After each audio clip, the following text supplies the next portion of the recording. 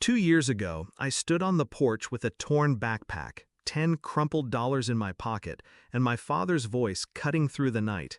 Get out. You're not my problem anymore. The door slammed. The porch light went out. I slept behind a gas station that night.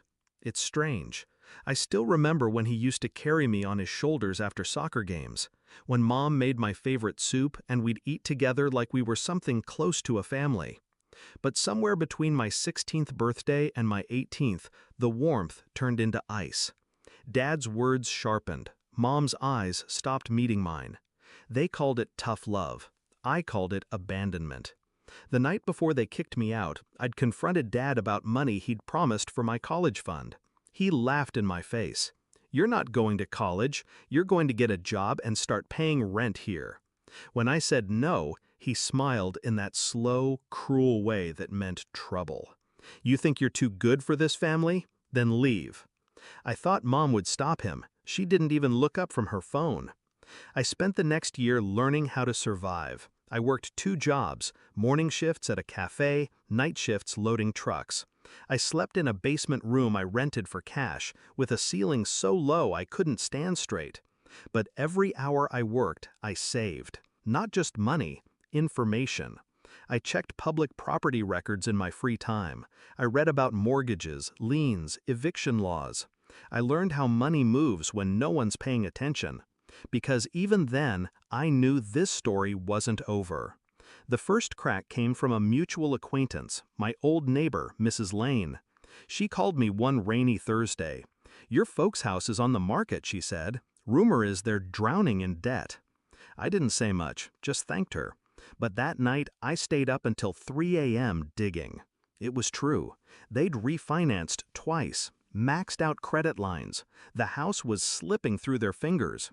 And that's when I saw it, a foreclosure notice, set for public auction in 3 months. I didn't gloat, I didn't send a warning, I just started preparing. I met with a real estate agent under a fake LLC I'd registered online for $75. We attended the auction. One bidder, me. By the end of the day, I owned the deed to my parents' house. For 2 months, I kept my distance. I renovated it. Fresh paint, repaired floors, new appliances. I turned it into something warm, mine. I moved in on a Sunday morning, sat on the same porch where I'd once stood in the dark with $10 in my hand. This time, the keys were mine. The knock came 3 weeks later. I opened the door to find my father, thinner now, eyes darting. Mom stood behind him, her makeup smudged. He tried to smile. "We heard you're living here now. Thought maybe we could work something out." I leaned against the doorframe. Work something out? Mom stepped forward, her voice softer than I remembered. "It's just, we don't have anywhere to stay right now. We could help around the house, pay you back eventually." I let the silence stretch until Dad shifted uncomfortably. "Do you remember," I said slowly, "how much money you gave me when you kicked me out?" He blanked. "That's not $10. I kept my voice even. "And a warning to never come back." Mom's jaw tightened. "That was a long time ago. We're still your family." I smiled, not kindly. "No.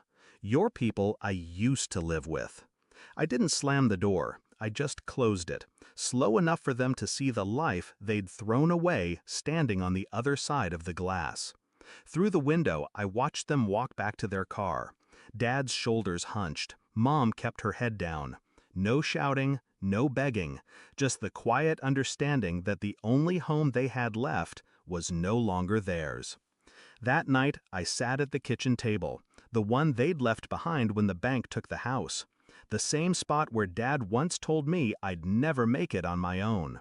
The irony tasted better than any revenge I'd imagined. People think revenge is fire and rage. It isn't. It's patience. It's building something so solid they can't touch it, then watching as they realize they burned every bridge to reach it. 2 years ago, they left me with $10. Now, I own the roof over their heads, and they'll never live under it again.